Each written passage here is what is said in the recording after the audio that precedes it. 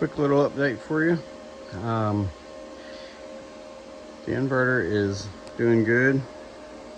Part of that is because that is a new one. That is the old one tucked in there. I'll be working on that and doing some things to it, but in the meantime, they were kind enough eventually to just ship a new one. That's a rarity, but they did it, and so on to other things. Now I'll be doing some updates and some usage and stuff on it now, since it's actually working correctly. But for right now, I'm just using it as hybrid self-consumption, and that's good enough for me. I have to do some battery replacements and whatnot anyway, which is the reason I had such an issue, or the reason that I wanted to solve that issue, was so that I could move on to better things. However, all of it's good. As you can see, that one is no longer in use. It's there just in case, obviously, but it's no longer hooked up. There's not anything hooked up to it. So now we're good with that, and this is the new project. I know it's not solar, and I will be getting back to the solar. Obviously, that's one of the big things on this channel, but this is going to be a fun rebuild or restore. It is my daughter's boyfriend's, and so he'll be coming out and using it from time to time. It's like I say, it's his, but he's going to let it sit out here for the repair job, because we could use it around the land for pulling logs and, you know, all the yard work kind of stuff that you do on a property that's full of trees and whatnot. So it'll be a beneficial thing for everybody to get running for fun and for work. Now it has pretty good, it appears to be in pretty good shape as far as the rest of it. It does have an interesting thing in here that he wasn't even aware of. There appears to be a dirt dauber's nest in the intake, in this big line, and it's the full diameter of that line too, down right at the breather, right at the where the air filter would go on. So I guess, and I've tried everything. I was gonna even just reach in there with needle nose and just break it up and then vacuum it out, but and I still might, since the line goes upward this way. I'm not really risking knocking more of it down into the intake or anything by doing that, but I might just as well take this plate off, take the air box out of it, and see what I can do. It might just fall out then. I've chiseled at it a bit just to see how big it really is, and it literally fits the diameter of that whole opening, so I got to deal with that. But there's some wiring issue both at the battery level and at the starter itself, which the starter has failed.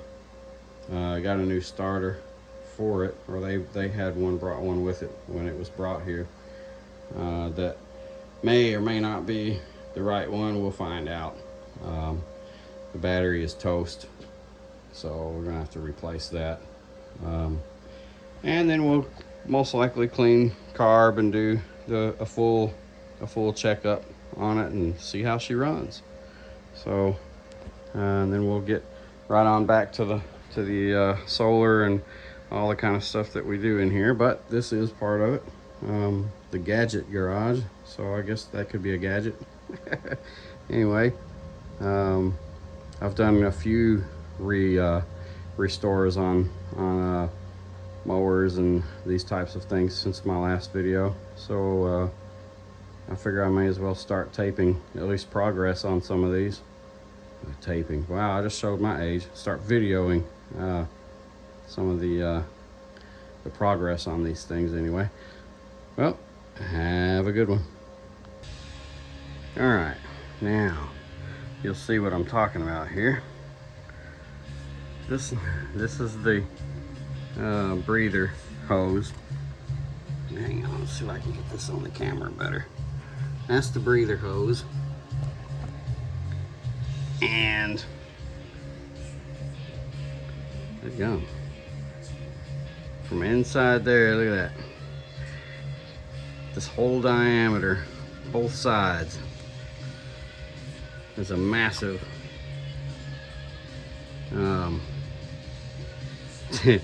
all kinds of stuff, wasp or hornet nest, whatever you want to call it, and they built it around there, so I'm just busting that out, and that'll fix a portion of what's going on for sure. I don't think I've ever seen anything like that, but well, here we go. All right, air box is out. As you can see, everything else is pretty good in there. I had to undo a couple of the wiring harness to get that out, and in the process found what looks to be one of the cables that goes to the battery, besides the battery cable is off, but that's okay. We'll fix that in a minute. All of the, there, you can see through it now. That's gone, cleaned up. Same thing with this one, although this didn't have anything in it as such. I still cleaned it up, and we're not gonna have any issues with the breathers. Now, on to this side for a minute, because I don't know if you can see this, but this starter, of course you can see the ground is good, and this positive, I unthreaded it for a while because it doesn't have an end on it. It just was wrapped around the starter, which by the way wasn't the problem. I checked that, so that was okay, but we're not going to do that. We're going to put one on here in just a minute and shrink wrap that and do it properly. So we'll get that done and get the starter mounted in tight and correctly, and hope that's the right one. Like I say, I can't deal with a whole lot more than that at the moment until I put a battery on here, which I may pull one off of something else that I have for testing purposes possibly, but we'll see. The battery posts are another thing altogether, because they are the same way, and believe it or not, it's got to be a fairly small battery because it sits right here on this tray right in behind the tire. I can't believe that, but I guess they figure that's all right. Shoot, I think I would have put it somewhere else maybe if it was me, but anyway, as you can see, the negative has no ends on them. They're just wired like that, and that's what it looks like. Is there was probably different posts on the battery. Somebody probably took them off and put throughout the time. It may have had a different type of battery on it, and they just done away with those because they did the same thing on this side. But I just and of course you can't even see it really up under here. Let's see. Yeah, no, it's gonna be too hard to show you, I think. Well, maybe not. Right here, let's see if I can find my hand. Anyway, it's the same way. It's it has no post on it, so we're going to deal with those as well, except for that I'm not sure exactly, depending on what type of battery that I put on there, exactly what posts I'm going to put on it, or whether it be ring terminals. It won't be anything other than ring terminals or possibly spade connectors, depending on if that kind of battery comes with those or not. But one way or the other, once I have taken this old battery in and trade it in, and when I get what I get, we'll go with that. And so far everything is going all right. I'm going to put this air box back together and put these fenders on, because I basically had to unscrew this whole the whole top, other than the framework, and the racks back here. I didn't undo those. I didn't have to. I just had to get me some clearance to make everything work right, to be able to get that air box out. So now that that's done, she'll go back together, and I'll put the air breather hoses and everything back on, and at least get this end buttoned up. For now, the carburetor actually looks good, both on the outside and the inside. I cleaned it up, and there doesn't appear to be any major issues that I can see. I mean, it looks good. And I opened it through lifted the throttle and the throat, and it's really clean in there, actually. That might even be something that somebody done not long ago. So hopefully that works. I'm gonna definitely, once we get the starter on there, try it, and before I fool with it, before I think about pulling that carb off and doing any cleaning, we're gonna make sure that it runs the way it is first, because that looks pretty good. So maybe I'll get out lucky on that one. Oil's been changed not long ago, I suppose. This is what the guy told me, so we'll be checking that. But I think she's gonna be a pretty quick repair, I hope. So I'll let you know. All right, we got the air box back in, air filter, all air lines are in properly. That one's good and clean and snug, and I set all of these in an accessible area so that if it has to be got back into again, they're not quite such a pain to get to.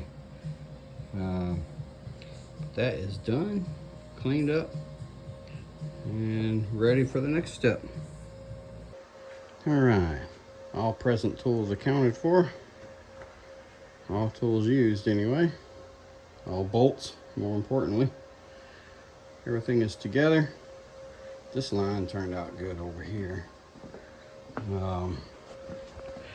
As you can see, well, maybe you can't with all this light, but the starter, I mean, a lot better. It's got an actual terminal posted now, so a lot better ground and hot.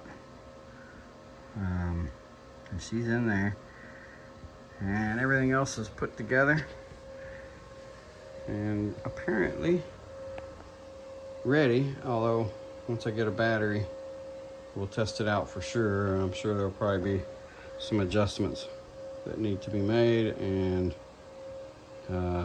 hopefully not, but probably some carb work. But other than that, I think she is put together. If once I get it started and she runs good, then I'll go through and do some cleanup on the fenders and stuff, just to kind of bring a little bit of happiness back into its body. But